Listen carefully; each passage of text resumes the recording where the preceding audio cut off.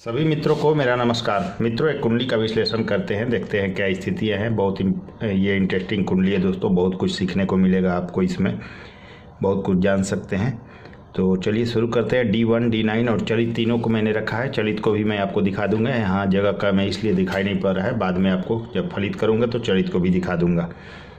और इसको अष्टक बल, विस्थापक बल, षड बल सभी तरीक़ों से हम यहाँ फलित करेंगे ताकि 100% परफेक्ट फलित हो और जातक को इसका लाभ मिल पाए। इनका डेट ऑफ बर्थ आप नोट कर सकते हैं। 30/11/1991 9:48 PM, कक्ष गुजरात का जन्म है इनका। मित्रों, इसे हर तरह से फलित करेंगे, सारी कुंडलियों को नियम को लगाएंगे जितने भी नियम होते हैं, ताकि ये परफेक्ट फलित हो और जातक को इसका लाभ मिल पाए। और अगर आपको मेरा वीडियो पसंद आ रहा हो तो सब्सक्राइब कर सकते हैं, लाइक शेयर करें तथा अन्य लोगों को उसका लाभ पहुंचावे, आपसे गुजारिश होगी। अगर आपको यह चैनल पसंद आ रहा है तो सब्सक्राइब जरूर करें। चलिए मित्रों, इसे फलित करें। तो कृष्ण पक्ष का इनका जन्म है, कर्क लग्न की कुंडली है। कृष्ण पक्ष का जन्म है, 10वीं तिथि को, नक्षत्र हस्त है, योग प्रीति है, करण विष्ट है, योनि महिष है, गण इनका देव है, नाड़ी आदि है, वर्ण वैश्य है और वश्व इनका मानव है। लग्नेश चंद्रमा है और राशि से इनके बुध देव होते हैं। कन्या राशि में बुध देव बैठे हुए हैं जो कि मित्र नहीं है। इसके बाद कर्क लग्न जल तत्व राशि है मित्रों, कर्क राशि, और राशि मालिक यहाँ जो बुध देव कन्या लग्न के मालिक होते हैं, तो राशि इनकी पृथ्वी तत्व राशि है। तो समानता नहीं है दोनों में, तो यह थोड़ा सा संघर्ष को भी दिखाता है। कर्क राशि चर राशि होती है मित्रों। इनका भाग्योदय ऐसे लोगों का 16, 22, 24, 25, 26 या 42वें वर्ष में होता है। इनका मूलांक 3 होगा तथा भाग्यांक 6 होगा। कर्क लग्न है, ऐसे लोग भावुक प्रधान होते हैं, भावुकता इनमें ज़्यादा होती है। षडबल में शनि नंबर 1 रैंक में सबसे बली हैं, इसके बाद शुक्र, इसके बाद मंगल, फिर गुरु, फिर चंद्र, फिर सूर्य तथा फिर बुध बली में इस रैंक में आ रहे हैं। शुक्र इनके नीच के हैं, तृतीय भाव में। क्या फल देंगे आगे चर्चा करेंगे। राहु केतु अपने नीच की राशि में है। पुष्कर नौमांश में मंगल से शनि तथा केतु चले गए हैं। तो केतु यहाँ पुष्कर नौमांश में है, पापी ग्रहों में, और शनि भी है, तो थोड़ा सा प्रभाव में अंतर होता है मित्रों, आगे चर्चा करेंगे।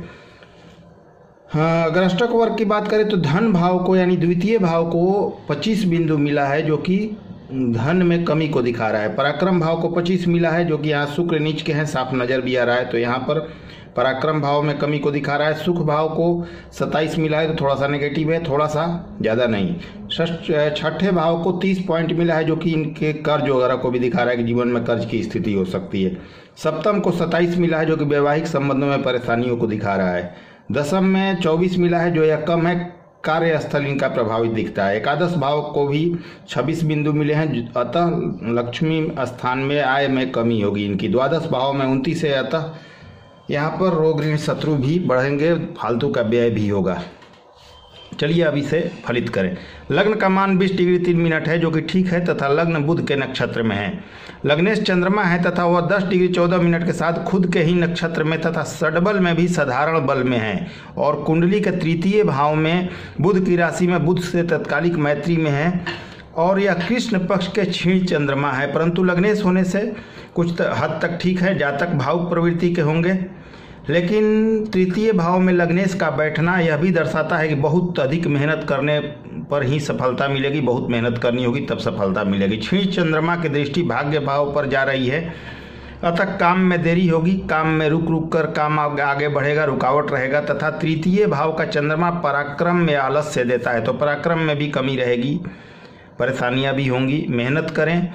शुक्र से चंद्रमा की युति तो अच्छी है, लाभ देता है, लाभ देगा भी आपको, आगे चलकर इसका फायदा भी मिलेगा। परंतु शुक्र नीच के हैं, तो बहुत ज़्यादा मेहनत करने के बाद आपको फायदा होगा इसका। नीच के यहाँ शुक्र हैं, तो नीच के ग्रह के साथ कोई ग्रह बैठ जाता तो उसके प्रभाव में भी कमी आ जाती है। चंद्रमा का बल भी यहाँ कुछ कम हो रहा है। चंद्रमा का उपाय करना ज़्यादा जरूरी है आपको, क्योंकि लग्नेश हैं, क्षीण चंद्रमा है, इन्हें पॉजिटिव करें तो ज़्यादा लाभ होगा। सूर्य जो कि द्वितीय हैं एवं 14 डिग्री 19 मिनट के साथ षडबल में साधारण बल में है, और अपने कारक भाव यानी कि पंचम भाव में मंगल की राशि में मंगल के साथ हैं, और यहाँ पुत्रदायक हैं, यह पुत्रदायक हैं, पुत्र देने के योग बना रहे हैं।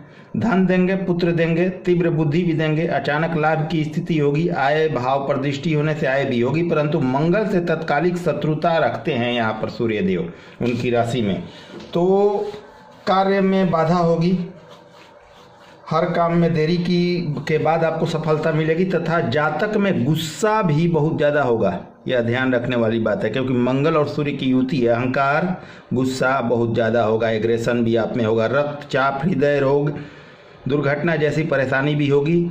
इनमें गुस्सा, अहंकार, आक्रामकता बहुत ज़्यादा होगा, पर जो कार्य औरों के लिए मुश्किल होता है वह ऐसे जातकों के लिए आसान हो जाता है। यह क्रांतिकारी परिवर्तन भी लाते हैं जीवन में। सूर्य विंशोपक बल में भी सूर्य हैं, सूर्य शनि के नक्षत्र में हैं, अतः पिता संबंधी मतभेद 100% यहाँ पर होगा। सूर्य शनि के नक्षत्र में है, मतलब कि पिता से निश्चय ही यहाँ पर दूरी होगी, परेशानी होगी, क्योंकि शनि का आधिपत्य भी आ रहा है यहाँ पर। सूर्य से मंगल की युति, यानी आपके पिता से अपने व्यवहार के कारण मनमुटाव होगा आपके पिता से दूरी होगी, इसका कारण आपका व्यवहार भी होगा कुछ हद तक। बुध की बात करें जो तृतीय एवं द्वादश हैं तथा 0 डिग्री के साथ मृता अवस्था में तथा षड्बल में अत्यंत बलहीन हैं। यह प्रभावहीन है तथा प्रभाव देने में बहुत कम सक्षम है, क्योंकि मृत ग्रह भी प्रभाव देता है, लेकिन जहाँ बैठता है बस वहीं तक, परंतु बहुत कम देता है। परंतु यह पराक्रम में कमी करेंगे और षष्टम में होने के कारण और राहु से युति के कारण गलत निर्णय भी आपसे कराएंगे, और यह हुआ भी है आपके साथ। जब राहु में बुध का अंतर आया तो जातक के सारे पैसे इधर उधर करके खत्म हो गए, बर्बाद हो गए, मतलब दिमाग गलत दिशा में डाइवर्ट हो गया आपका, जिसके कारण आज आप परेशानी में हैं। राहु और बुध की युति ने आपसे बहुत गलत फैसला करा दिया है। हालांकि बुध यहाँ पर चलित में दूसरे भाव में शिफ्ट कर गए, लेकिन यहाँ का रिजल्ट मिला है आपको, अतः निश्चय ही आपको बहुत ज़्यादा परेशानियाँ हुई है इन दोनों युति के कारण। और राहु ने आपका दिमाग भ्रमित करके बहुत गलत निर्णय आपसे करा दिया, जिससे आपकी बहुत प्रॉब्लम हुई, सारे पैसे गए आपके। कर्ज की स्थिति भी निश्चय रूप से देंगे या दे दिए होंगे, मुझे उम्मीद है कि आप 100% कर्ज में होंगे, कर्ज होना ही है। कोई भी फैसला सोच समझ कर करें। वैसे बुध केतु के नक्षत्र में है, यहाँ बुध तथा राहु की युति आप पर कर्ज निश्चय रूप से दे रही होगी और दी भी होगी, आप पर कर्ज भी होगा। आगे बात करें शुक्र की, तो शुक्र मंगल के नक्षत्र में, थोड़ा सा परिचय दे दूं मित्रों, शुक्र मंगल के नक्षत्र में है, शुक्र नीच के हैं और अपने से द्वादश में हैं। शुक्र नीच के हैं और अपने से द्वादश में हैं, यानी आपके पास आगे जाकर पैसे होंगे, क्योंकि द्वादश के शुक्र पैसे देते हैं, तो आने वाले समय में पैसे देंगे, लेकिन वैवाहिक सुखों में कमी करेंगे। यहाँ शुक्र जो चतुर्थेश एवं एकादश है वह 29 डिग्री के साथ मृत अवस्था, परंतु दिग्बल में अपने दिग्बल भाव के बेहद करीब है, क्योंकि चतुर्थ में दिग्बली होते हैं और तृतीय में है, तो दिग्बल भाव से बेहद करीब होने से षड्बल में, और षड्बल में भी बहुत ज़्यादा बली है, जिससे अब पूरी तरह प्रभाव देने में सक्षम है। और यह तृतीय भाव में बुध की राशि में बुध से तत्कालिक मैत्री में है, परंतु अपने से द्वादश में और नीच के भी हैं, तो यहाँ शुक्र जातक के सुखों में कमी करेंगे।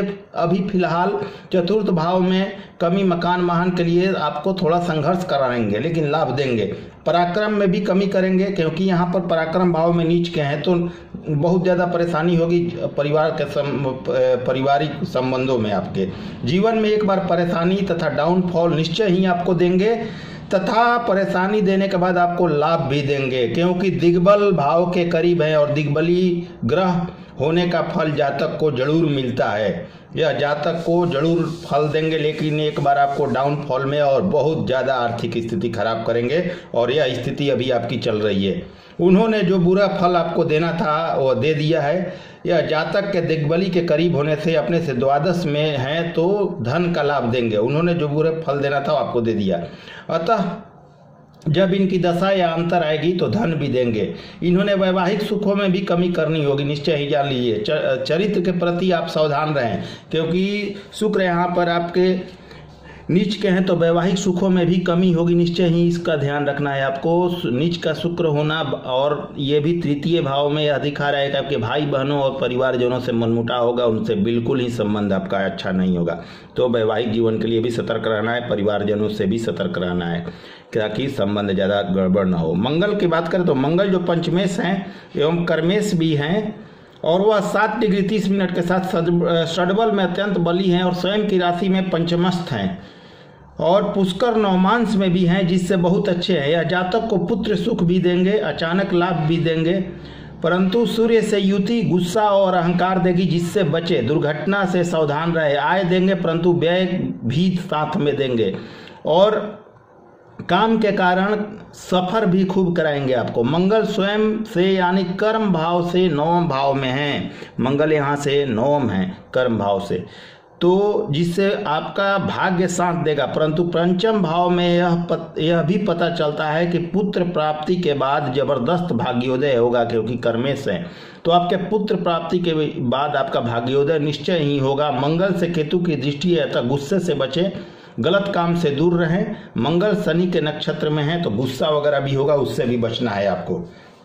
गुरु की बात करें जो षष्ठमेश हैं एवं नवमेश भी हैं एवं 19 डिग्री 19 मिनट के साथ षड्बल में भी अच्छे बल में है एवं कुंडली में द्वितीय भाव में सूर्य की राशि में है। सूर्य से तत्कालिक मैत्री में, तो यहाँ पर आपको धन संबंधी भाव हानि भी करते हैं गुरु, लेकिन वैसा कुछ होगा नहीं आपके साथ। गुरु यहाँ पर आपके लिए अच्छे हैं। तत्कालिक मैत्री में है, द्वितीय भाव में धन देंगे, परिवार कुटुंब का साथ मिलता है, लेकिन कुछ स्थितियां ऐसी बनी हुई है कि आपको साथ नहीं मिल रहा होगा परिवार का, यह मैं मान सकता हूँ। कोर्ट केस में विजयी बनाते हैं, परेशानी से मुक्ति देंगे, कार्य क्षेत्र अच्छा रहेगा आने वाले समय में। कार्यस्थल पर इनकी जो दृष्टि है वो आपको लाभ देगा, तो यहाँ गुरु आपको लाभ भी देंगे आने वाले समय में। गुरु शुक्र के नक्षत्र में है, यह भी ठीक है आपके लिए। शनि की बात करें जो सप्तमेश है तथा अष्टमेश भी हैं और यह पुष्कर नवमांश में भी हैं और 9 डिग्री 4 मिनट के साथ सूर्य के नक्षत्र में है तथा शनि सप्तम में अपने मतलब सप्तम में स्वयं की राशि में होने से पॉजिटिव है, लेकिन कर्क लग्न में अपने राशि में होने के बाद भी सस्य योग नहीं बनता, क्योंकि यहाँ विष जल और विष को मिलाएंगे तो जहर बनेगा। तो यहाँ पर कर्क लग्न में सस्य योग प्रभावी नहीं होता, यहाँ सस्य योग आपका नहीं बनेगा, यह ध्यान रखिएगा। हालांकि शनि स्वयं की राशि में पॉजिटिव है, खुद की राशि में सप्तम में यह इंटरकास्ट मैरिज एवं लव मैरिज को भी दर्शा रहे हैं। शनि स्वयं की राशि में है, अलग कास्ट की आपकी शादी होगी और लव मैरिज भी होगी, यह 100% दिखा रहे हैं, इसको शो कर रहे हैं। अलग जाति से लव मैरिज के योग में भी हैं। जीवन साथी समझदार तथा सुंदर होगी। हालांकि शनि की दृष्टि भाग्य में कमी तथा जीवन में दृष्टियाँ इनके नेगेटिव फल देगी, यहाँ ये पॉजिटिव है, तो भाग्य में कमी तथा जीवन में संघर्ष भी देगी।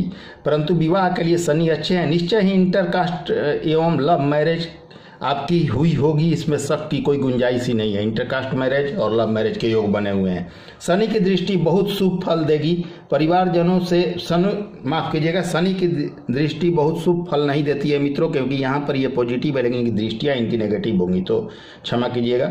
शनि की दृष्टि आपको बहुत अच्छा फल नहीं देगी। परिवारजनों से दूरी एवं उसका कारण आपका व्यवहार भी है, यह भी दिखाता है कि आपकी कुंडली में शादी के बाद घर वालों से और भी दूरी बढ़ गई है।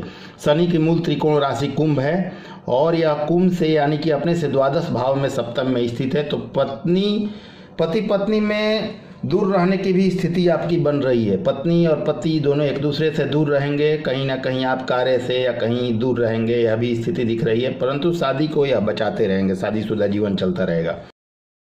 बात करें तो राहु जो 17 डिग्री 48 मिनट के साथ शुक्र के नक्षत्र में एवं षष्ठम भाव में गुरु की राशि में है। हालांकि शत्रुओं पर आप विजय प्राप्त करेंगे, पर बुध के साथ बुद्धि को भ्रमित करेंगे, गलत निर्णय करा देंगे आपसे, आपके कार्य भी इधर उधर डिस्टर्ब होंगे। इनकी दशा में आपका कैरियर व्यापार भी प्रभावित होगा, जो कि निश्चय ही अभी हो रहा होगा क्योंकि इन्हीं की दशा है।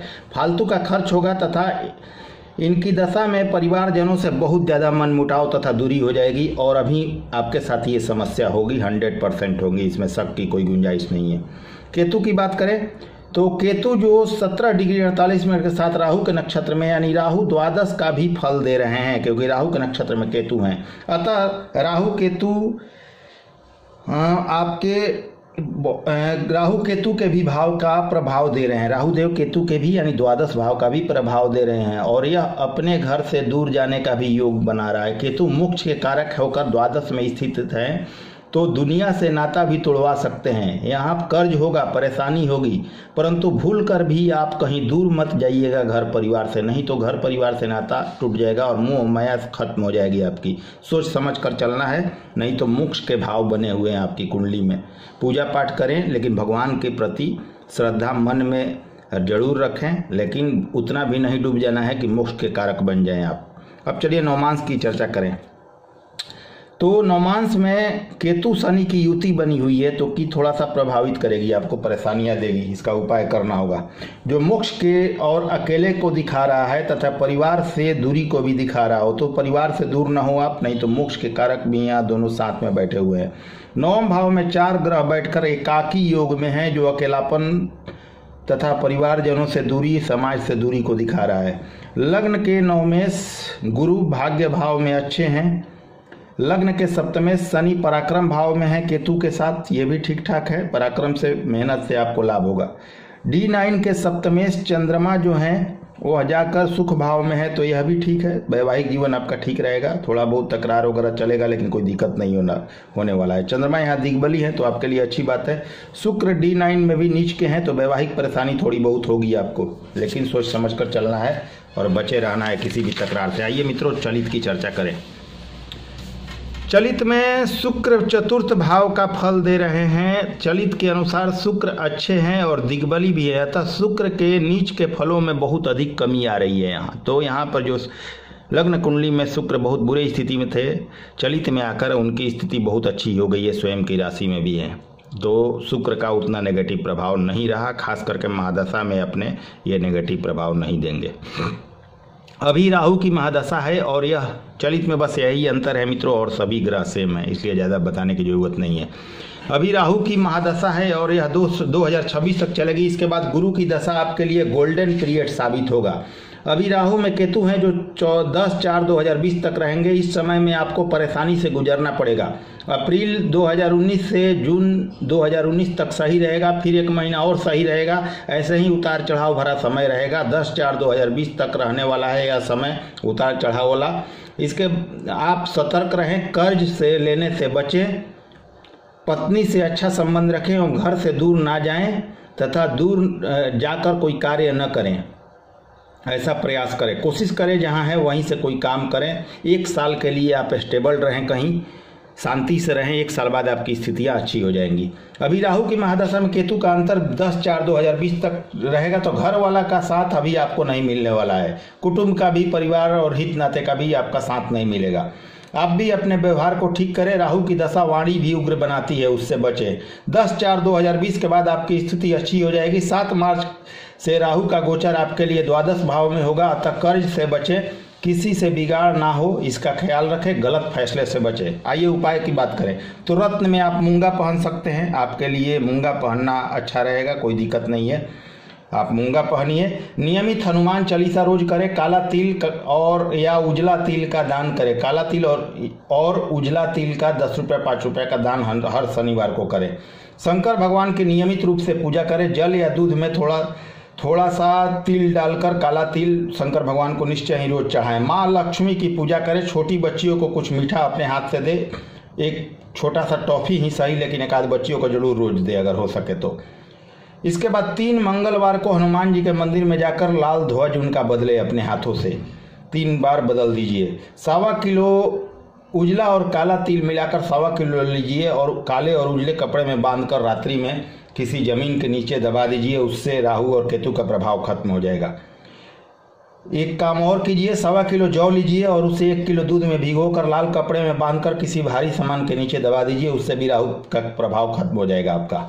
अभी महादशा में बहुत राहत मिलेगी। शनि देव को पीपल में जल दीजिए। रुद्राक्ष की 5 मुखी माला पहनिए। आपका आने वाला समय 1 साल बाद बहुत अच्छा गुजरेगा और थोड़ा सा परेशानियों से बचे और गलत निर्णय से बचे। चलिए, नमस्कार, धन्यवाद।